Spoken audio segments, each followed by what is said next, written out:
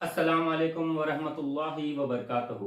अल्हम्दुलिल्लाहि रब्बिल आलमीन, नहमदुहु नसल्ली अला रसूलिहिल करीम, अम्मा बाद। औज़ु बिल्लाहि मिनश शैतानिर रजीम, बिस्मिल्लाहिर रहमानिर रहीम। या अय्युहल्लज़ीना आमनू इन्नमल खम्रु वल मैसिरु वल अंसाबु वल अज़लामु रिज्सुम मिन अमलि शैतान फज्तनिबूहु लअल्लकुम तुफ्लिहून। ये सूरह माइदा की आयत नंबर 90 है, 90 है आयत नंबर।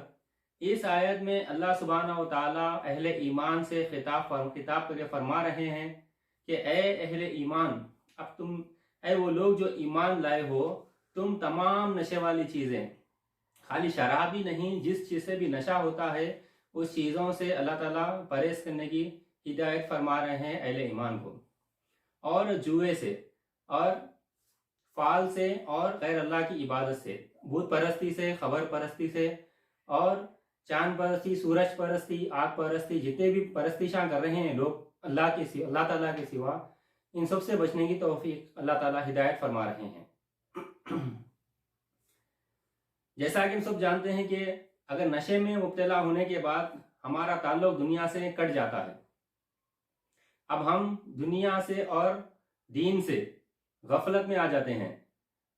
इसलिए अल्लाह ताला फरमाते हैं कि इन नशे वाली चीज़ों से परहेज करना चाहिए अहले ईमान को, क्योंकि ईमान लाने के बाद आपका इस्लाम में दाखिला हो गया है। अब आपका अमल करना आपका शुरू हो जाता है।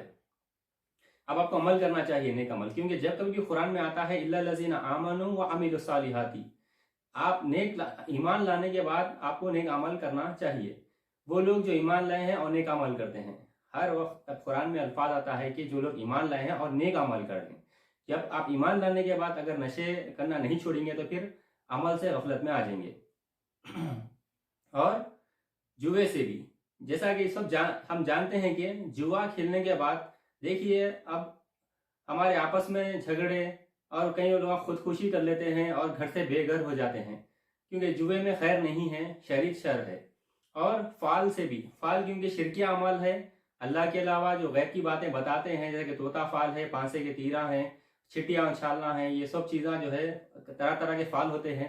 ये फाल से आप कुछ भी मालूम नहीं कर सकते हैं। अल्लाह ताला फरमाते हैं बदशगुन, ये जो है शिरकिया अमल है, ये अल्लाह ताला ही को इल्म है आगे क्या होने वाला है।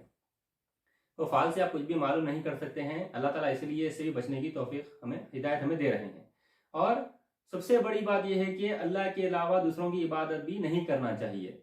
भूत परस्ती हो, खबर परस्ती हो, चाहे सूरज परस्ती हो, चांद परस्ती हो, आग परस्ती हो, या जो है ना किसकी भी बात करें अल्लाह के सिवा, ये चार चीज़ों से हमें बचना चाहिए। अल्लाह ताला फरमाते हैं ये शैतानी अमल है, शैतानी अमल है। जो कोई भी ये इंसानों में से हो या जिनों में से हो, ईमान लाने के बाद ये चार कामों से नहीं बचेंगे तो फिर शैतान के साथी बन जाएंगे। अब आप ईमान लाने के बाद जुआ भी खेलेंगे, नशे भी करेंगे, फाल भी खुलेंगे और जो है गैर अल्लाह की इबादत करेंगे, तो फिर आपका ईमान कहाँ बाकी है। अल्लाह ताला सूरह बकरा आयत नंबर 208 में फरमाते हैं या अय्युहल्लज़ीना आमनू उदखुलू फ़िस्सिल्मि काफ़ा वला तत्तबिउ खुतुवाति शैतान इन्नहु लकुम अदुव्वुम मुबीन।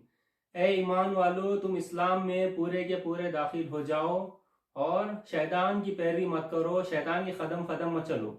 यानी शैतान आपको ज़बरदस्ती पकड़ के बुरे रास्ते पे नहीं ले जा सकता, लेकिन आप उसके वसवसों के मुताबिक अगर रास्ते से भटक जाएंगे और इस्लाम में पूरे के पूरे दाखिल नहीं हो जाएंगे तो शैतान आपको उसके रास्ते चला के उसकी टीम में उसका साथी आपको बना लेगा और आप आखिरत में कामयाब नहीं हो सकेंगे। तो अल्लाह ताला फरमाते हैं कि तुम इस्लाम में ईमान लाने के बाद अब तुम इस्लाम में पूरे के पूरे दाखिल हो जाओ और शैतान की पैरवी मत करो, वो तुम्हारा खुला दुश्मन है। अल्लाह ताला क्या फरमाते हैं, चार चीज़ों से बचो, शैतानी अमल है, ताकि तुम आखिरत में कामयाब हो जाओ।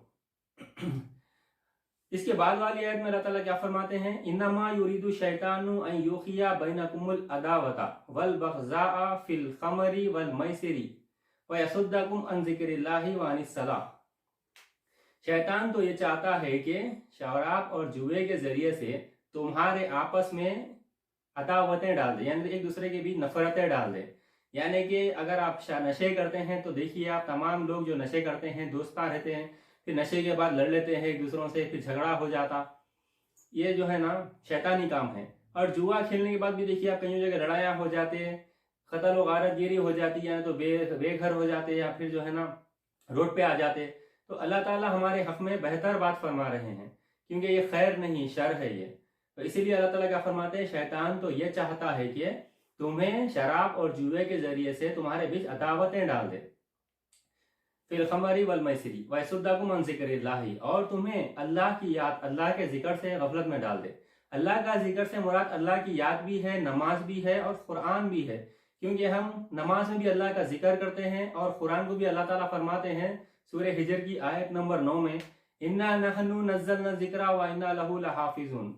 یقیناً یہ نصیحت نامہ, یہ ذکر قرآن ہم ہی نے نازل کیا ہے اور اس کی حفاظت کرنے والے بھی ہم ہی ہیں. دیکھیے اب قرآن کو ذکر کہا جا رہا ہے تو ہم جو ہے شیطان ہمیں اللہ کی یاد سے اور اللہ نماز سے اور اللہ کے ذکر قرآن سے ہمیں دور کر دے. جب ہم قرآن سے دور ہو جائیں گے یعنی کہ ہم نشے میں مبتلا ہو جائیں گے اور جوئے جیسی چیزوں میں مبتلا ہو جائیں گے, فعال کھلیں گے اور غیر اللہ کی عبادت کریں گے, تو ہم کتاب اللہ کو کب سمجھیں گے, کتاب اللہ کے مطابق کب زندگی گزاریں گے. شیطان کا مشن تو یہ ہے کہ وہ ہمیں قرآن سے غفلت میں ڈال دے, چیزوں میں مبتلا کر کے, اور ہمیں اللہ کے راستے سے بھٹکا دے. تو اللہ تعالیٰ کیا فرماتے ہیں, فَهَلْ أَنْتُمْ مُنْتَهُونَ, تو کیا تم ان باتیں, اب یہ باتیں تمہارے سامنے آ گئی ہے, تمہیں معلوم ہو گیا ہے, تو کیا تم ان باتوں سے پرہیز کرو گے, یعنی کہ شراب, نشے والی چیزیں, جوا, فعال اور بت پرستی, یہ چیزوں سے تم اب پرہیز کریں گے. اگر واقعی میں تم ایمان والے ہو تو ان چیزوں سے تمہیں پرہیز کرنا چاہیے, کیونکہ شیطان تمہارا دشمن ہے. شیطان تو یہ چاہتا ہے کہ تمہیں ان چیزوں میں مبتلا کر کے اللہ کی یاد سے, نماز سے غفلت میں ڈال دے. تو اللہ تعالیٰ اسی لیے فرماتے ہیں کہ تم اب ان باتوں سے باز رہو گے, کیا ان باتوں سے تم پرہیز کرو گے. اللہ تعالیٰ سے دعا ہے کہ اللہ تعالیٰ ان بیکار چیزوں میں مبتلا ہونے سے ہمیں بچائے, اور جو بھائی اس میں مبتلا ہے وہ اللہ سے دعا کرے اور چیزوں سے نکلے, باہر آئے اور اللہ کی کتاب پڑھے, سمجھے, اس کے مطابق زندگی گزارے. اللہ تعالیٰ سے دعا ہے کہ اللہ تعالیٰ ہمیں چیزوں سے بچنے کی توفیق نصیب فرمائے, اللہ کی کتاب قرآن مجید کے مطابق ہمیں زندگی گزارنے کی توفیق نصیب فرمائے.